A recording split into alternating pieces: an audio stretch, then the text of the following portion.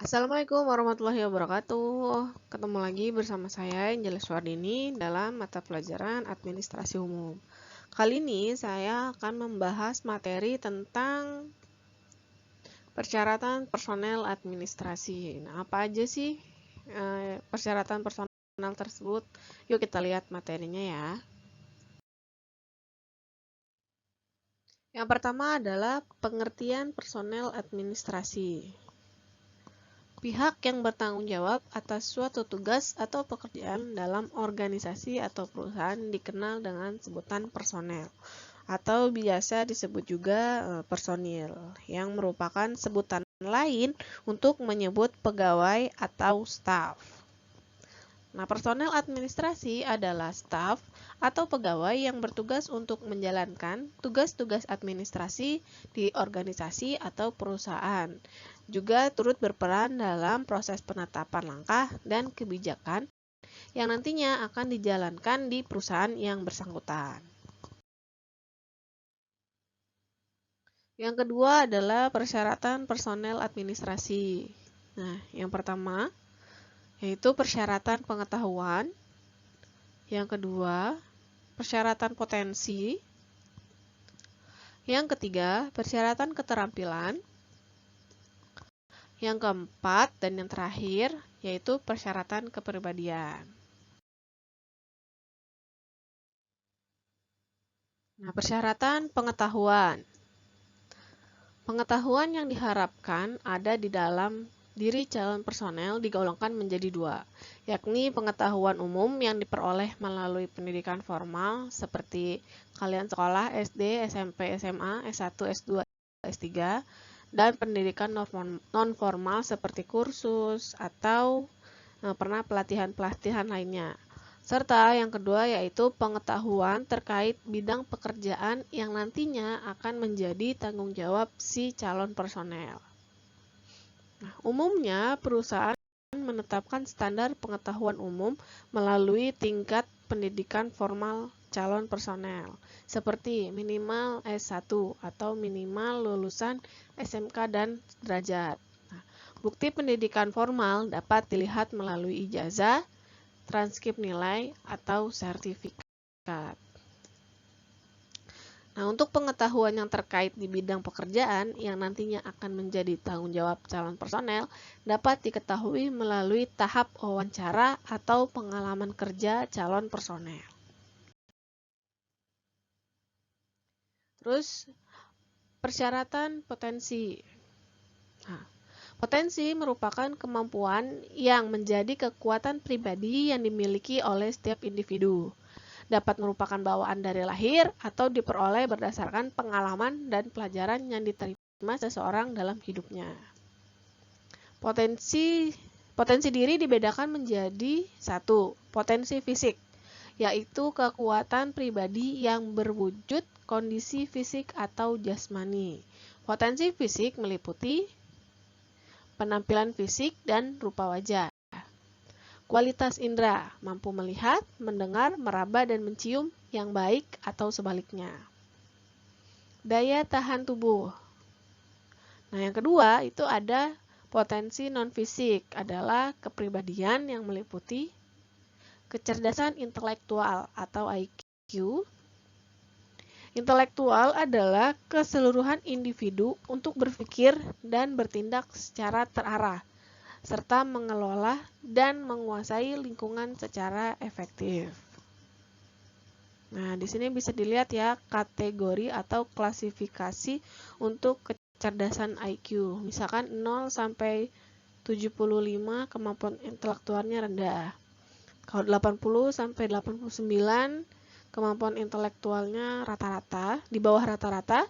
90 sampai 109 kemampuan intelektualnya rata-rata. 110 sampai 119 intelektualnya di atas rata-rata. Kalau 120 sampai 135 itu intelektualnya superior atau di atasnya lagi.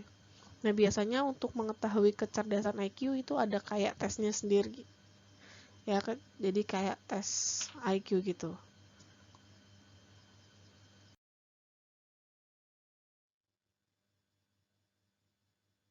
Oke, selanjutnya ada kecerdasan emosional atau EQ.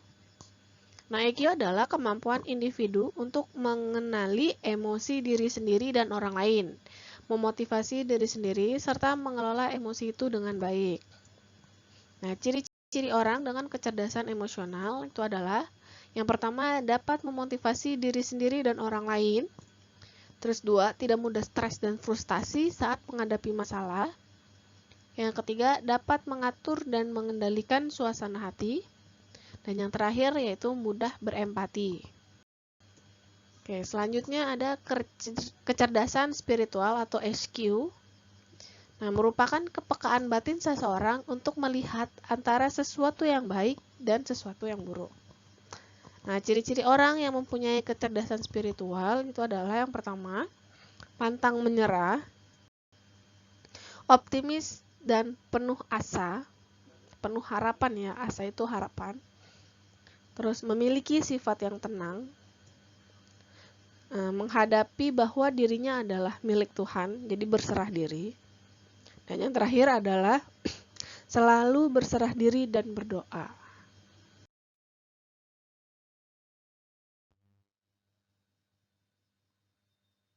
Yang terakhir adalah kecerdasan sosial atau SQ juga. Adalah kecerdasan untuk lebih mengoptimalkan kecerdasan intelektual atau IQ dan kecerdasan emosional atau EQ. Ciri-ciri orang yang mempunyai kecerdasan sosial.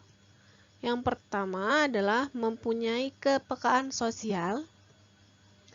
Yang kedua, mampu berkomunikasi dengan baik terhadap orang lain. Yang ketiga, mempunyai perasaan empati terhadap orang lain. Yang keempat, mempunyai pengertian atau pemahaman terhadap orang lain. Nah, di dalam dunia kerja, perusahaan menuntut calon pegawainya untuk menggali potensi diri yang dimilikinya. Bagi calon pegawai yang nantinya mengemban tugas untuk banyak berinteraksi dengan atasan, klien, ataupun kolega perusahaan, tentunya dituntut untuk memiliki potensi fisik dan non-fisik yang cukup baik.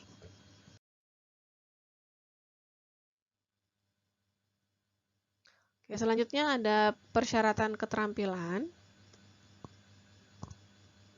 Seorang personel administrasi dinyatakan terampil bekerja bila ia mampu melaksanakan tugas-tugas pelayanan yang mencakup 6 pola kegiatan dengan baik, yaitu pertama, menghimpun. Kegiatan menghimpun meliputi kegiatan mencari, mengusahakan, dan mengumpulkan semua data atau keterangan yang berhubungan dengan pekerjaan kantor. Terus yang kedua, yaitu mencatat, ya kan, kegiatannya meliputi pencatatan data, keterangan terkait pekerjaan secara manual dengan menggunakan alat tulis. Pada kegiatan ini, kemampuan dalam menghasilkan tulisan yang baik, mudah dibaca, serta merangkum inti materi dengan padat dan jelas sangat diperlukan. Nah, yang ketiga yaitu mengelola. Kegiatannya meliputi pengelolaan data atau keterangan terkait pekerjaan yang menggunakan peralatan tertentu. Contohnya adalah pengetikan surat menggunakan komputer atau mengirim email.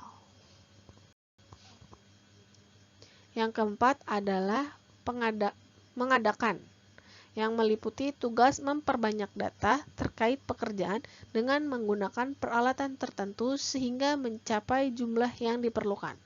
Contohnya adalah kegiatan memperbanyak data menggunakan mesin fotokopi. Yang kelima yaitu mengirim. Contoh kegiatannya yaitu menyampaikan data menggunakan jasa perantara, misalkan kurir atau pos, dari satu pihak ke pihak lainnya.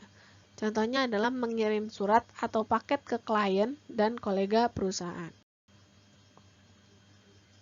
Dan yang terakhir, yaitu menyimpan, adalah kegiatan yang meletakkan suatu data di suatu tempat yang relatif aman dari resiko kehilangan atau kerusakan. Contohnya menyimpan surat penting di folder atau di laci khusus.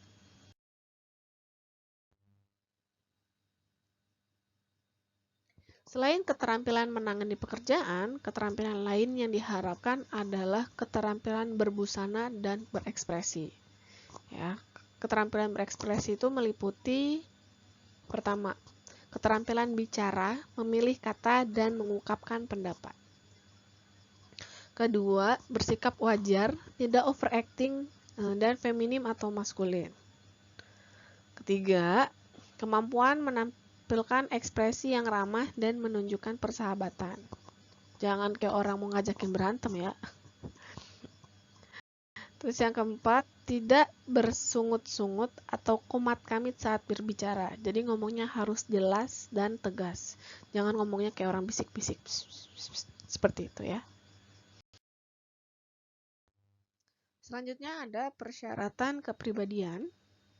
Kepribadian dapat diartikan sebagai keseluruhan watak dan sifat seseorang yang terwujud melalui sikap dan tingkah laku. Nah, faktor pembentuk kepribadian yang pertama itu adalah faktor biologis.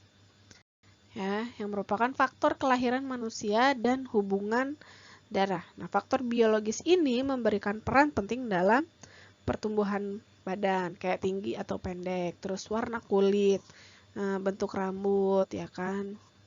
Seperti itu. Yang kedua adalah budaya dan peradaban, yakni faktor sejarah manusia dalam peradaban dan kebudayaan yang menyangkut kumpulan nilai-nilai konsep pengetahuan. Biasanya nilai-nilai budaya ini memberikan peran besar dalam membentuk kepribadian seseorang. Yang ketiga adalah faktor keluarga, ya, yakni faktor sebagai fondasi dasar dalam pembentukan kepribadian seseorang. Seseorang belajar mengenal cara interaksi melalui keluarga. Begitu dengan nilai adat istiadat, kebiasaan, norma dan etika, serta nilai-nilai kehidupan. Biasanya semua dipelajari dari faktor keluarga atau awal-awalnya dari keluarga. Yang keempat itu dan yang terakhir adalah faktor sosial dan lingkungan, yakni keadaan yang mempengaruhi cukup kuat dalam pembentukan kepribadian. Terkadang seseorang memiliki sifat dasar yang baik, namun keadaan lingkungan sosialnya kurang baik, kemudian membuat orang tersebut turut memiliki kepribadian yang kurang baik karena ikut-ikutan atau pengaruh dari sekeliling kita, lingkungannya ya.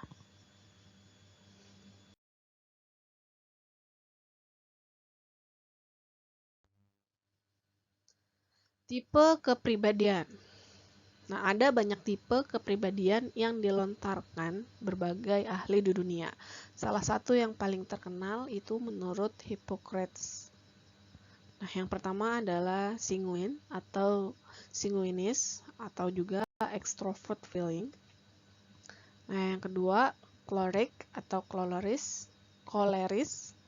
Yang ketiga melankolis atau melankolis. Yang keempat phlegmatic atau phlegmatis. Nah, mau tahu apa penjelasannya? Yuk kita lanjut.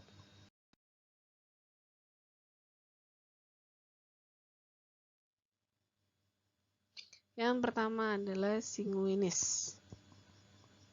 Umumnya memiliki sifat selalu optimis, banyak bicara, selalu terlihat gembira, dan terus terang dalam mengutarakan pemikirannya. Suka berada di antara banyak orang dan mudah bersahabat.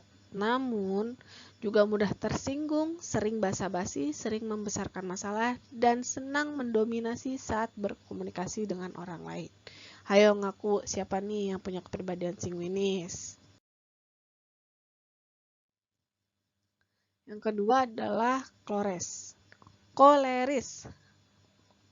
Ya, yang memiliki sifat disiplin, pekerja keras, ambisius, dan kemauan keras serta tanggung jawab yang tinggi. Ya, orang yang kloris juga berani mengambil keputusan dan menanggung resiko. Mereka pun senang berdebat atau beradu kemampuan berpikir. Mereka sering dianggap cocok sebagai pemimpin. Hayo ngaku, kamu kloris atau bukan?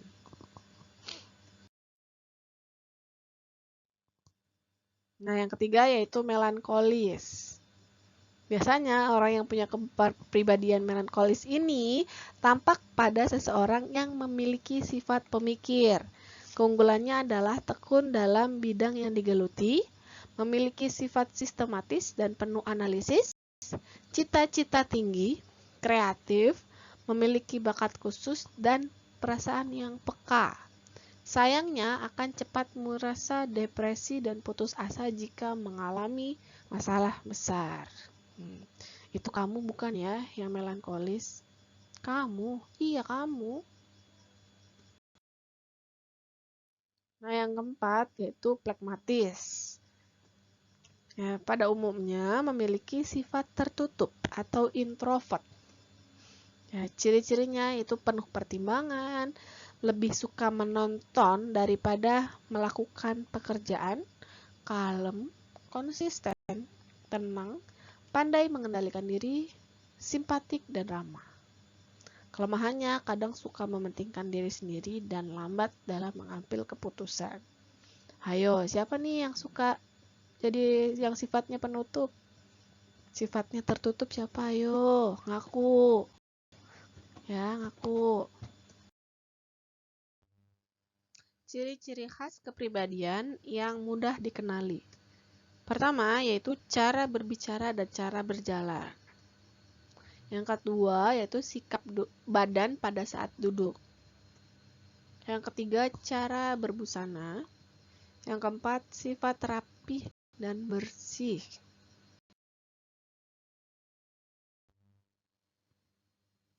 Oke, selanjutnya yang kelima ada sikap yang berkaitan dengan menjaga kesehatan diri. Yang keenam, kemampuan dan keterampilan dalam bekerja. Yang terakhir adalah sifat agama yang berkaitan dengan segi kerohanian. Syarat-syarat kepribadian yang diperlukan dalam personel administrasi itu adalah yang pertama, loyalitas. Ya, yang merupakan kesetiaan terhadap perusahaan dan pekerjaan. Yang kedua adalah tekun dan rajin. Ya, yang tekun dan rajin tugasnya dikerjakan dengan sungguh-sungguh, cermat, dan teliti. Kesabaran. Tidak cepat putus asa serta ulet dalam bekerja. Kerapian. Tugas tertata dengan rapi dan tidak berantakan. Nah, dapat menyimpan rahasia. Ini penting. Bertanggung jawab dalam menjaga dan menyimpan rahasia. Jadi kalau ada informasi atau dokumen-dokumen yang tidak boleh diketahui orang-orang lain, ya, baik internal atau eksternal dari perusahaan, kalian harus menyimpannya dengan sangat baik. Oke, cukup sekian materi yang saya sampaikan kali ini. Semoga bermanfaat bagi kita semua. Saya mohon maaf bila ada kekurangan dalam penyampaian materi atau isi dari materinya. Saya mohon maaf dan terima kasih sudah mau belajar bersama saya. Sampai jumpa di materi berikutnya. Wassalamualaikum warahmatullahi wabarakatuh.